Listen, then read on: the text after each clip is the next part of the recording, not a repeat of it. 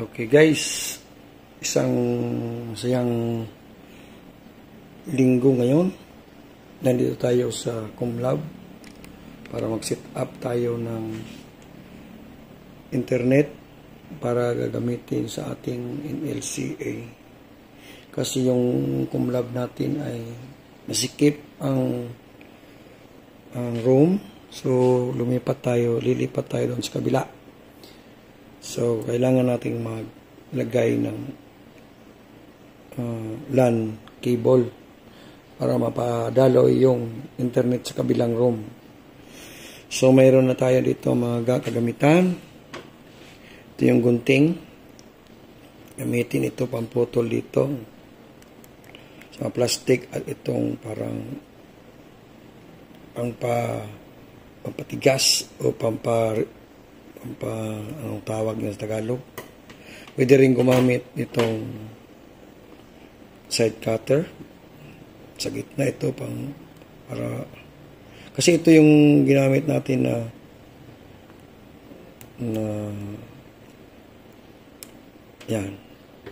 na UTP cable is weatherproof. Yung panglabas RG6 ba ito? Parang ganun. Okay? Cut 6, sorry. So, ito na. The UTP, Unshielded Twisted Pair. UTP stands for Unshielded Twisted Pair. Mayroon tayong RJ45. Yan. Kung saan isasaksak natin dito. Yung ating, parang malabo yata ang camera. Ating wires. No? Yan, RJ45. Mayroon tayong LAN tester. Ito, tester. Para malaman kung to determine the connectivity of the wires and the connectors RJ45. Kung nakakonect ba talaga. And we have this crimping tool. Ito yung bago ngayon crimping tool. Ang tawag nito yung parang tagusan o pastro o sa Bisaya pa lapos-lapos. No? Kasi yung kanyang kuwan hindi makita, no? Yan. Yan dadaan yung wire. Parang, yung una kasing RJ45 is hanggang dito lang. Ngayon ito, lalabas yung dulo dito. Aling dito, lalabas dyan. So, may dalawang paraan para makakonect tayo. We have the straight through and the crossover. So, yung gagamitin natin is straight through. Yung isang connection is T568A and T568B.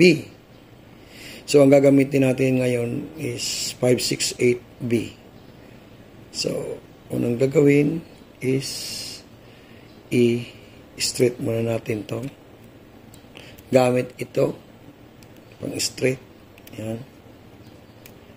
So, unshielded twisted pair kasi hindi siya shield. Yeah, twisted siya, oh. Twisted. UTP. Yan ang kung bakit tinawag na unshielded twisted pair. Pag sinabing shielded, parang mga wire sa microphone, yan, sa mga headphone, mga shielded wire yun. Parang may protection pa. Okay? So, ini-straight ko na muna ang wire. At ipapasok natin ito sa mamaya sa ating gagawing connectors o LAN cable.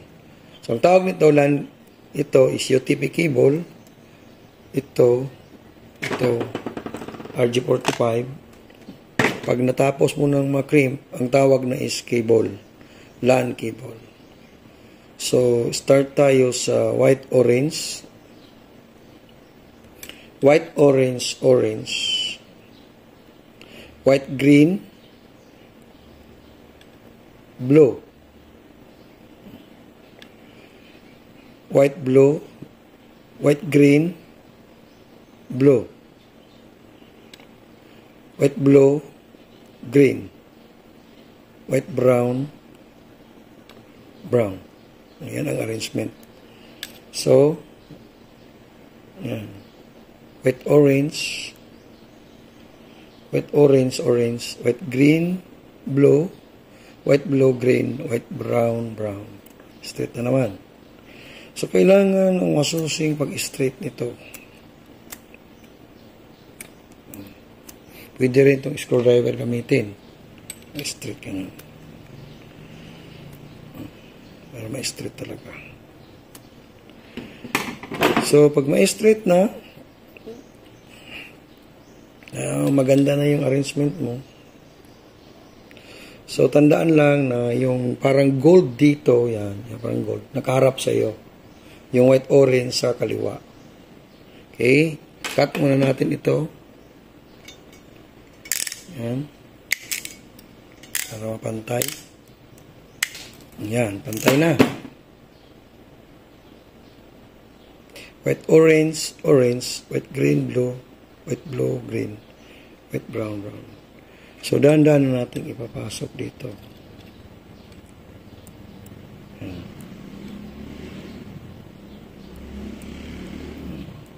Hirap. So, ito na. Lapos, no? So, dapat tama. White, gray, white, orange, orange. Sunod is white, green, blue, white, blue, green, white, brown, brown. So, okay na to. So, kailangan din isok-sok ito dito. Sa loob. Yan. So, bali, mapuputol ito. So, mag-crimp na natin. So, okay. So, testing na natin. Ayan, dito. Mag-crimp natin. Naputol na.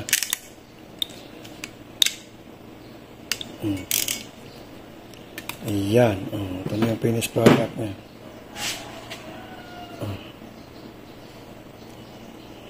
Crimp na siya. Ayan. Sa kabila na naman. Okay. Tapos kabila.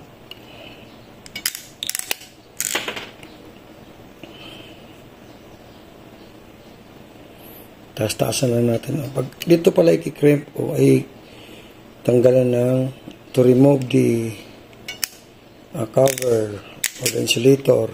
Ito. Paikotin lang. Then, yan.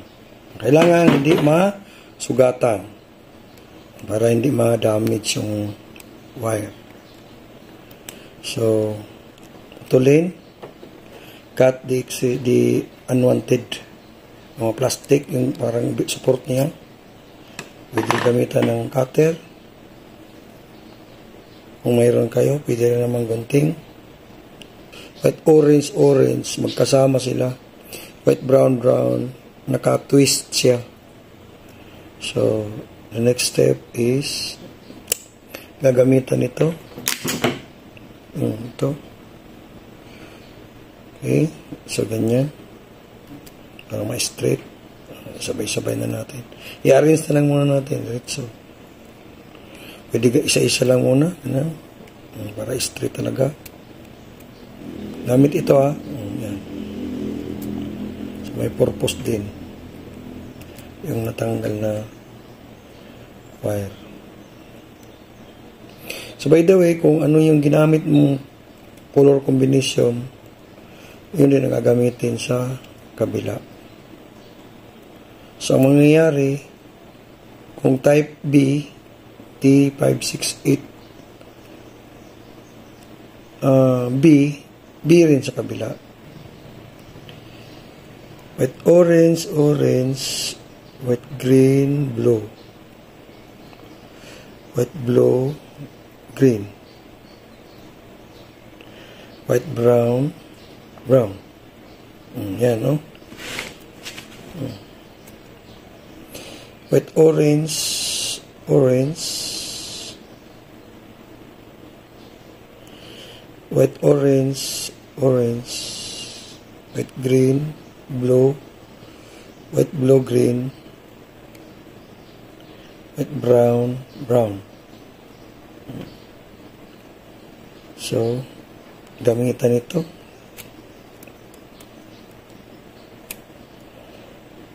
Nakakapagod din naman. Pero enjoy. So, i-check na natin kung tama.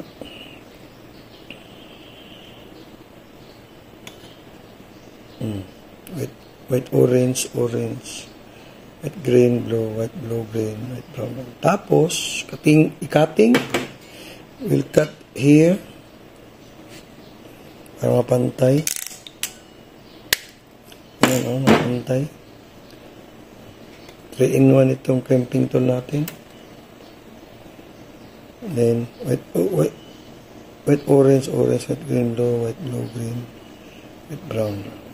Ting crimper. So, kung may guide naman, may guide naman, parang may slots. Makita ba? May slots, di ba? May slots siya, Yan, may slots. So, ito na yung kulay. Then, ganyan.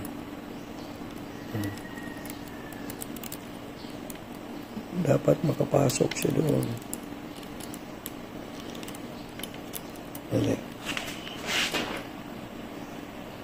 So, next is to test na natin. Dapat parehas yung niya. 1, 2, 3, 4, 5, 6, 7, 8. 1, 2, 3, 4, 5, 6, 7, 8. Ibig sabihin, perfect yung ginawa nating crimping. Yehey!